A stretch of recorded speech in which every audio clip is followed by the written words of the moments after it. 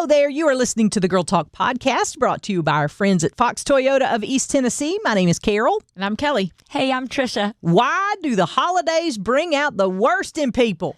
Why is that?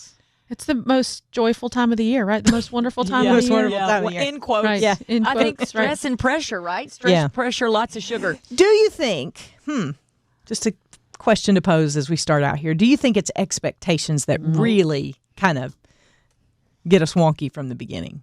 Yes. We watch too many Hallmark Christmas movies, and we have this idea in our head that everybody's going to come around and bake cookies and agree on politics and religion, and that's going to just and to all a good night. Yeah. Yes. Say Broken it. Expectations. But here's the thing, I'm going to get super spiritual with it, All so right, go. forgive me ahead of time. No. But I think it is the perfect example of of the world that we have a hunger inside of us for a savior, for Christmas, for everything Christmas is, the anticipation of the second coming of Christ, Right. of Eden, a second Eden. We have this longing in us for what we lost. And so we have this, it's the most wonderful time of the year expectation of Christmas. Yep. And it is not that. It is not bliss, the bliss that we had when we got kicked out of Eden. And we are reminded deep in our soul that we still are stuck in a broken world with broken people. Yeah. And so our expectation is like totally crushed, not just broken, but crushed. And I think all of us as humans were created with both of those things. We are created with a longing for what we lost in Eden, and we were created with the knowledge that we don't have it yet. And so Christmas is an annual reminder of all of those things rolled up into one. Broken expectations. Okay. What about you, T? Well, I definitely agree with the expectations, and I'm sure that deep level that you're talking about is definitely playing. And I think, at least in some of my situations, it comes out in a comparison issue. Like I find, probably because I have the need for that rebirth and that saving, but it comes out like, well, they got better gifts, or I should be giving better gifts, or I didn't get what I wanted. And, all of these comparisons. Look at how nice her home looks decorated. I can't even have anybody over because our chairs are peeling. Those sort of like comparison things. I think the holidays is one of those opportunities to really compare yourself to other people, their situations, their relationships, their material possessions, which it shouldn't be, but yet somehow it is, because we're all going through it together. So it's a perfect chance to compare, because it's not like a birthday or a trip or a vacation. It's like we're all having this at the same time. So how are you doing it? And how is she doing it? And how am I doing it? And I think for me, at least, I have to be really careful not to compare my situation and my life and my stuff with other people's. Yeah. Yeah, that's good. That's good. I also think there is a relational pressure at Christmas, and everybody brings baggage to it. Absolutely. So true. Everybody sees a holiday through their own cloudy glasses, Right. Dirty filter. And the problem with that is that you don't know what my filter is. I don't know what your filter is. I don't know what your filter is. So we all just come with our baggage and show up and try to put it in the same closet. And there's only so much room in that closet, and something's going to spill out before, lunch gets started good. And so how do we navigate the holidays and these difficult relationships in a way that will honor God? Because at the end of the day, I think when we walk away from, whatever it is, however you celebrate with your family, I think we all want to walk away with the feeling that you have been a light. Yes. I think that's all of our desire. Yes. But we get in the emotional middle of that holiday stuff, and we lose sight of what the goal is, and we long to be right, and we long to say our piece, and we long to, do all the things, and somehow that ends up. Right. And sometimes we get those mixed up too, with the being the light is saying all the words that you need to say. This is my one opportunity to say all the things that need to be said and be the light and show you hope and joy. And I'm coming to this conversation with so much pressure of I got to say all the things. And you know what's been on my mind lately, and just had that John chapter 1. You know, we had a devotion out of that yesterday, but John chapter 1 talks about John the Baptist being, he was not the light, but he was point to the light. Maybe if we look at it a little differently and say our job is not to be the light. Our job is point to the light. Yeah. Because I think what happens is when we get in those conversations, we want to be the savior. And we want to swoop in and tell everybody the thing that they're going to go, oh, my life has changed now because you said that, right? That's me being a savior. Right. But it's totally different when we take the John the Baptist approach and say we're going to point the way to the Savior, you know, and not point to us as being the authority on anything or the ultimate, you know, but to point the way. That's been on my mind lately. Maybe that doesn't even apply to this. I think it does, but let's talk about how that looks in the middle of the kitchen when everybody's doling out the food or you know, sitting around. How does that look? How do we do that? Because I want to do that. Like in my spirit, I say yes to that. I want to point to the light. How do we do it in the relationships, in the moments, in the discussions? I think for me, I have to emotionally prepare for conversations and time with people who are difficult. And what I mean by that is that on the front end, before I ever get to the event or the dinner or whatever it is, I have to fully prepare myself. Okay, you know, if you think about the past, you know these things are going to come up. 1, 2, 3. Those are the things that are going to come up during the conversation. Like discussion topics or little conflicts. And I honestly, and I don't mean to sound, you said you were going to be super spiritual. I don't mean to sound super spiritual, but this is the only way I know how to do it. I really lay those before God and I go, I don't know what to say, because evidently what I've said in the past is not the right thing to say because it just makes things a lot worse. And so would you, number one, show me what my response needs to be. Show me how I answer it in a way that is not inflammatory, you know, that just makes everything worse. And just will not be a good witness for anybody. Will you show me how to do that? And I will say that has helped. It doesn't always take the emotional element out of it because I tend to really let my emotions drive. So I have to really prepare for those things. And, you know, you talk about putting all the full armor of God and those kind of things. I think that's definitely a part of it. But I think we've got to start thinking ahead to those situations and preparing ourselves emotionally and mentally and spiritually for those moments, because it is hard for this old girl to shut her mouth. But God can shut my mouth pretty quick. Unfortunately, I don't go to him and say, would you just shut my mouth when I've said enough? Like, will you just like... And sometimes it's better to say nothing. Yeah. Sometimes, and I think that's, you know, one of the things just getting prepared too for the holidays is to not, to realize that you don't have to take on all the obligations that you think you might have to take on. Just because you're having a extended family Christmas party doesn't mean you have to show up. If those conversations are going to get to a place where they are not going to be God honoring, you don't have to show up. And then if you do show up, you don't have to take part in every conversation. You can walk away from it. Right.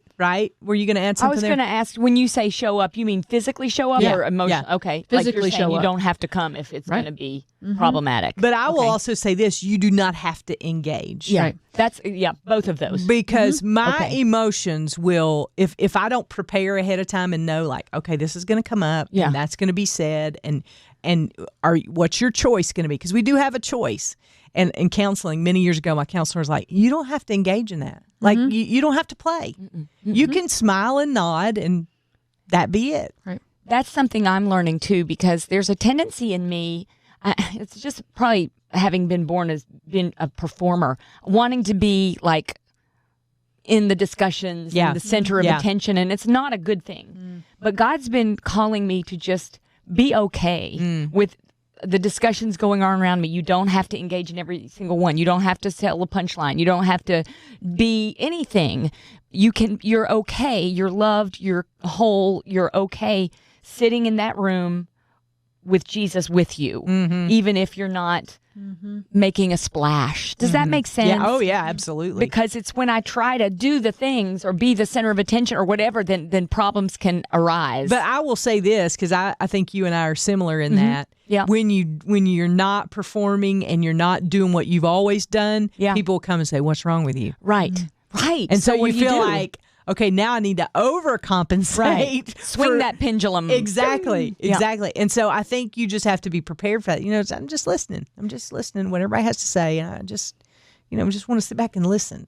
But I struggle with that because when people show up and say, because it speaks to something deeper in me, hey, you're not what I thought you were. And that speaks to identity. And that gets this whole other onion peeled where I'm like exposed and vulnerable. And then I feel like, oh, let me, show up and do the circus act, So I think that's where preparation in front of the event has to happen because I just can't do it by myself. I can't either. Like I don't have it in me.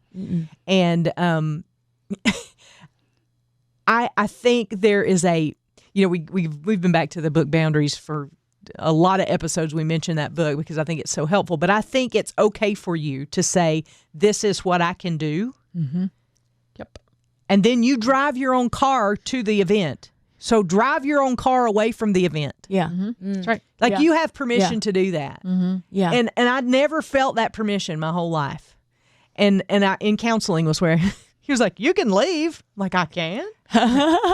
Like, there's no rule you don't against have to that? show up to begin with. Exactly. Well, no, that's true. Yeah. Exactly. I made that choice last year because it was in the middle of COVID, and I knew that there were going to be lots of conversations and in the middle of all kinds of other crises going on in our world, and the conversations at the family party were not going to be things I could participate in without getting emotionally charged. Yeah. And so I chose to skip it. And how did that work? Oh, it was glorious. Wow. Beautiful. That's I mean, cool. I missed it. I miss seeing the people, and I probably will go this year. But to take a break for a year and say, I'm not going to participate in this for my own mental health is good. And here's the other thing that I will say on the back end, because I am a people pleaser. I am a performer. And once I go to those difficult places with people, I need to have something planned to do after I leave there to refresh myself, or I will spiral downward quicker than anything. Explain that. What kind of thing? So like running or something? Going for a jog? Going for a jog, like reading a book, like taking a nap, which I hardly ever do, just because... or just being still, or playing with my puppies, or talking with a trusted friend. I can imagine having a cup of coffee. Yeah. All those, but I have to prepare for that in advance because I am emotionally exhausted when I get through. Yeah. And I have to have some of those things in place because my nature is to withdraw and isolate, and that is not good. Now, if I withdraw for a time period to do something to refresh myself, a bubble bath or something like that, that's okay. But even my kid knows now that I need recharge time. And so she'll be like, Mom, why don't you go for a run? Like, you're really stressed out, But she knows, she sees those, because I'm not really good at noticing that myself. It's taken me 50 years now to kind of figure that out about myself. But planning something on the back end that you can feel refreshed and like, okay, I can re-engage with life again.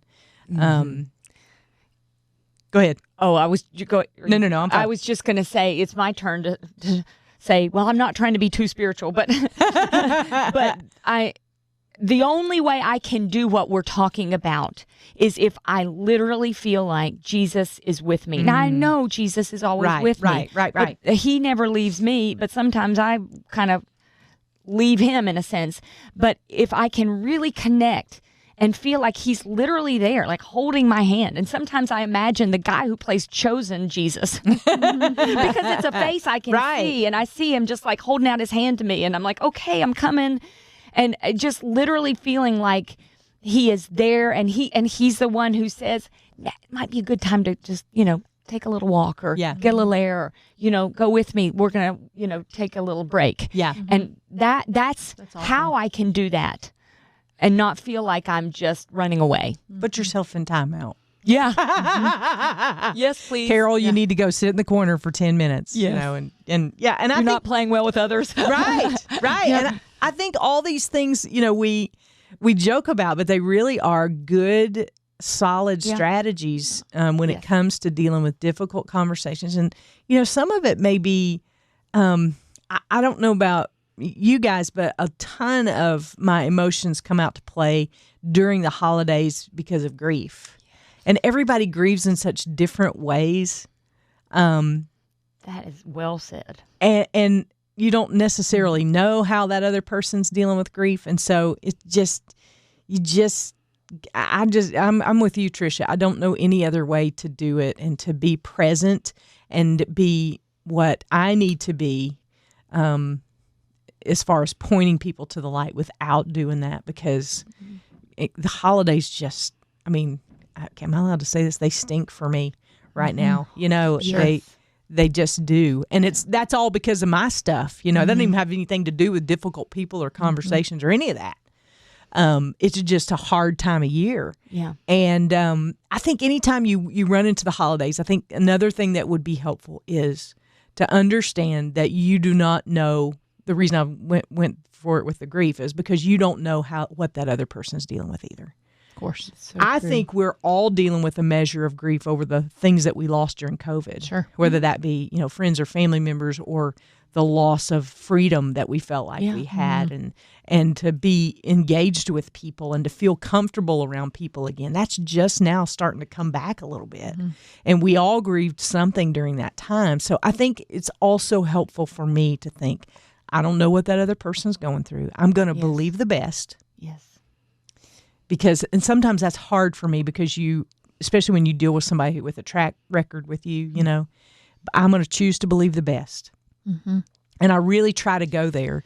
Yeah, well, and I think the thing to remember too is you have to remember the grace and mercy that you've been given so that you can give the grace and mercy to other people. Right. Because there are going to be those people who we have track records with that we have to give grace and mercy to over and over and over again. And then we have to be reminded of the grace and mercy that has been given to us over and over and over and over again. So And if we true. go in with that reminder, it's easier to see someone not for the track record, but for the grace. Yeah.